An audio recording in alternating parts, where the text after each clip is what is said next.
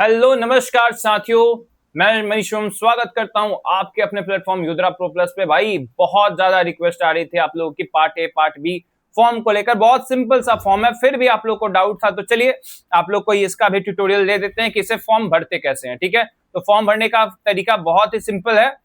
एक एक करके पहले फॉर्म के हर भाग को समझते हैं, इसके बाद इसके भरने के तरीका को समझेंगे कि किस प्रकार से इसे फिल आउट करेंगे। देखिए, एक स्टूडेंट ने अपना part A part B form का भेज दिया है। ठीक है, इन्होंने पार्ट ए पार्ट बी मुझे भेजा है। बहुत सिंपल सा, पहला पन्ने पे कुछ नहीं करना है, पहला पन्ना खाली छोड़ देना है, कहीं कुछ भरने की आवश्यकता नहीं है, कहीं स्थान नहीं है।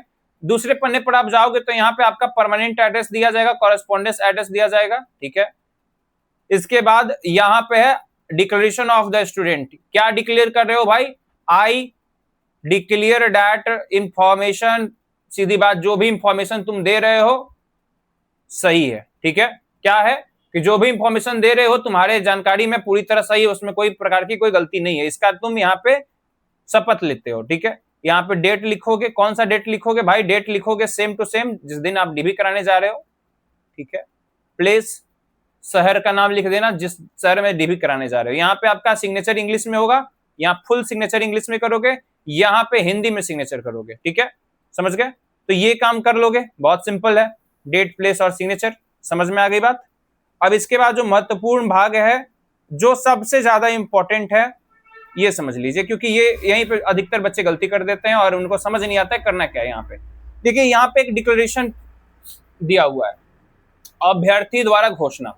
अभ्यर्थी क्या घोषणा कर रहा है कि मेरे द्वारा अंकित की गई सभी प्रविष्टि सही है तथा इनकी सत्यता की पूरी जिम्मेदारी मेरी है। यानी जो जानकारी हम दे रहे हैं वो मेरी रिस्पॉन्सिबिलिटी है, किसी प्रकार का गलती होता है तो मैं उसके लिए भागी हूं। ठीक है, प्रविष्टियों में असत्य अपूर्ण पाए जाने के स्वतः आवेदन नामांकन रद्द हो जाएगा। कोई भी अगर अधूरा इंफॉर्मेशन देते हैं तो इसका मतलब हम भागी हैं, हमारे के साथ गलती हुआ है। ठीक है, और अगर बहुत ज्यादा गलती करो, जैसे एज में तुम छुपा दो, एज गलत बता दो, कह दो कि 12th पास हो, कह दो कि तुम 12th पास हो भाई, तो कुछ भी गलत इंफॉर्मेशन दो तो भाई उसके लिए जिम्मेदार तुम हो और कानूनी दंड का भागी भी हो सकते हो अगर ज्यादा गलती की हो तो। ठीक है, संस्थान में नामांकन होने की स्थिति में संस्थान के नियमों और उद्देश्यों का पूर्णतः पालन करूंगा करूंगी।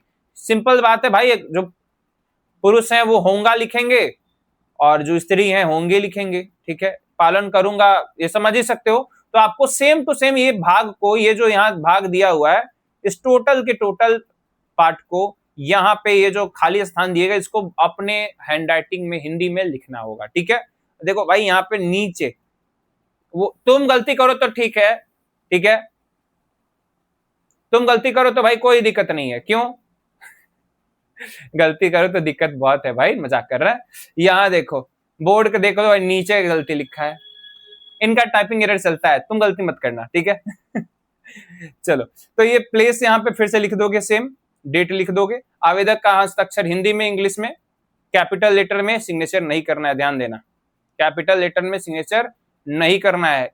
सिग्नेचर आमतौर पर इस प्रकार से की जाती है। ठीक है, इस तरह से की जाती है। मैं थोड़ा इधर से कर लिया, आप यहां से स्टार्ट करना। ठीक है, कि पहला अक्षर कैपिटल रह सकता है, उसके बाद सारे स्मॉल, ये नहीं कि पूरे के सारे लेटर, और फुल नेम सिग्नेचर करना है। स्टाइल नहीं जानना है कि हाँ ऐसे खींच दिए, वो नहीं सिग्नेचर चाहिए, फुल नेम सिग्नेचर चाहिए। इसके बाद आपके माता पिता, पति पत्नी, अभिभावक द्वारा घोषणा। यहाँ पे भाई भी आपका सिग्नेचर कर सकते हैं आपके गार्जियन के तौर पर, कि मैं अपना नाम दे देंगे कि हाँ, मान लीजिए आपके फादर का जो नेम है, मदर का जो नेम है, पति का, पत्नी का जो भी नेम है, कि ये यहाँ पे आपके बिहाफ पे वो सिग्नेचर कर देंगे अभिभावक के तौर पर। और वहां पे आप एक और प्रो टिप ले लीजिए भाई, अपने पेरेंट का जिनका भी सिग्नेचर करा है उसका आधार कार्ड का एक जीरोक्स रख लीजिएगा, एक या दो रख लीजिए, दो कम से कम रख लीजिएगा, और उस पे उनका सिग्नेचर करा लीजिएगा सेम टू सेम जैसा आपने किया है। ठीक है, यहाँ प्लेस और डेट ये दोनों चीज सेम रहेगा। ठीक है, और पिता, माता, पति, अभिभावक का पूर्ण हस्ताक्षर हिंदी में। ठीक है, तो इनका हस्ताक्षर हिंदी में चाहिए और इंग्लिश में चाहिए। ठीक है, हिंदी और इंग्लिश दोनों में सिग्नेचर चाहिए, समझ गए? और अगर किसी प्रकार से अगर आपके माता पिता शिक्षित नहीं है तो उनसे आप अंगूठे का निशान भी लगा सकते हो और उनका नाम यहाँ लिख दोगे हिंदी में और यहाँ नाम लिख दोगे इंग्लिश में ऊपर, कि वास्ते ऐसे करके ये भी काम कर सकते हो। ठीक है, अब ये पार्ट क्यों इंपॉर्टेंट है भाई, क्योंकि आपकी सारी जवाबदेही आपके पेरेंट की, इसीलिए मैंने आप लोग को डॉक्यूमेंट वेरिफिकेशन वाले वीडियो या लास्ट वीडियो में भी बोला है कि किसी एक पेरेंट के साथ जरूर जाइएगा, ताकि अगर इन केस किसी प्रकार का अगर गड़बड़ हो जाता है ये पूरे डॉक्यूमेंटेशन में, तो एक बार फिर से सिग्नेचर करना होगा, तो जो आपके साथ अभिभावक गए हैं वो इस कागज पे सिग्नेचर कर पाएंगे। इसलिए मैंने कहा था कि किसी पेरेंट के साथ जरूर जाइएगा, अकेले नहीं जाना प्रयास करिएगा, ठीक है। चलो, इसके बाद दूसरी चीज है लिस्ट ऑफ इनक्लोजर्स। इनक्लोजर्स क्या होते हैं भाई, जो जो चीजें आप संलग्न कर रहे हो, जैसे एडमिट कार्ड, 12th का मार्कशीट, 10th का सर्टिफिकेट, तो जो जो आप चीजें प्रविष्ट कर रहे हो, जैसे 12th का मार्कशीट कर रहे हो तो यहाँ पे लिख दोगे 12th का मार्कशीट, एडमिट कार्ड, एक ही साथ 12th marksheet, admit card, SLC, ऐसे करके। और डीसीसी का क्या क्या, तो admit card, seat allotment letter, ठीक है। इसके बाद रैंक कार्ड, जो जो तो एक ही साथ ऐसे ऐसे करके ये लिख सकते हो कि आप क्या क्या साथ में अटैच कर रहे हो, ठीक है, ये जरूरी होता है, ठीक है। यहाँ पे वो 6 स्थान दिए हैं, तो ऐसा नहीं कि एक डॉक्यूमेंट का एक में लिखना है, एक साथ कॉमा लगा लगा के बहुत सारी चीजों को लिख सकते हो कि क्या क्या आप संलग्न कर रहे हो, ठीक है। इसके बाद जो पार्ट आपको समझनी है ये समझना है राउंड 1 काउंसलिंग के समय क्या होगा। राउंड 1 काउंसलिंग के समय ये पार्ट ऑफिस यूज के लिए, आपको कुछ नहीं भरना है यहाँ पे, ठीक है, ये भरना ही नहीं है। यहाँ पे रोल नंबर आपका भरा जाएगा ऑफिसर के द्वारा, ऑफिसर आपके कैटेगरी, मेरिट, शेड्यूल, सब चीजें वो भरेंगे। इसके बाद सिर्फ आपको काउंसलिंग के समय एक विशेष सिग्नेचर करना होगा यहाँ पर, ठीक है।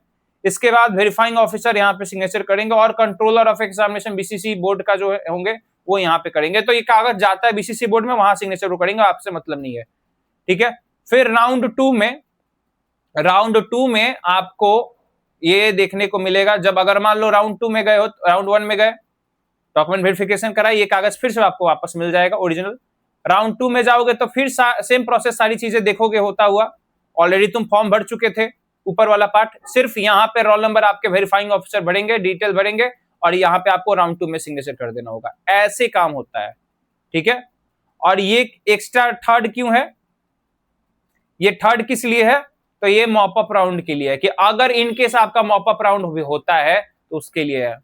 इस साल मॉप अप राउंड होने की संभावना है, ठीक है, तो कोई दिक्कत नहीं है, समझ गए ना। यहाँ पे mop up round, counselling, spot counselling कुछ भी लिख दिया जाएगा, यह जो स्थान छोड़ा हुआ है, रिक्त स्थान, इसीलिए है, ठीक है।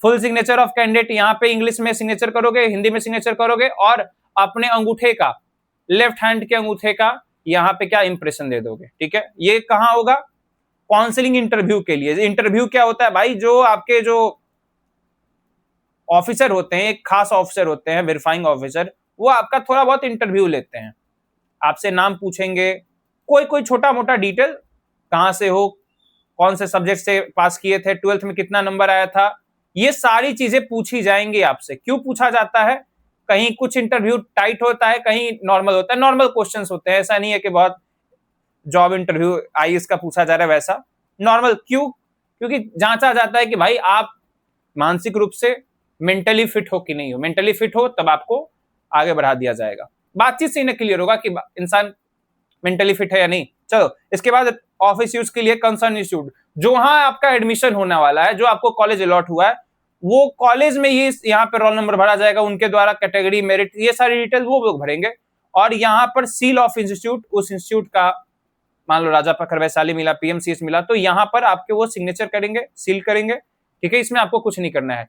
तो ये पार्ट था आपका ओवरऑल पार्ट ए और पार्ट बी का। आई होप सो कि बढ़िया से आप समझ गए हो, बढ़िया से एक एक चीज को, डिटेल को क्लियरली ग्रैप्स कर गए हो, okay.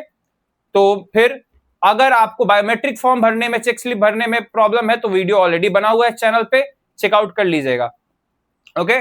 Wish you all the best, अच्छे से जाइए, मस्त तरीके से जाइए, रिलैक्स होके आराम से डॉक्यूमेंट वेरिफिकेशन को एंजॉय करिए। कोई भी समस्या होता है तो भाई आप मेरा नंबर ले लीजिए, मेरे नंबर पे आप लोग कांटेक्ट कर लीजिएगा, ठीक है। किसी प्रकार का किसी को कोई समस्या होता है तो 7667539605, ठीक है, इस नंबर पर आप हमें कांटेक्ट कर सकते हो, okay. Wish you all the best, सभी को हैप्पी जर्नी, बढ़िया से आनंदित होकर डॉक्यूमेंट वेरिफिकेशन प्रोसेस में पार्टिसिपेट करिए। Wish you all the best, Radhe Radhe.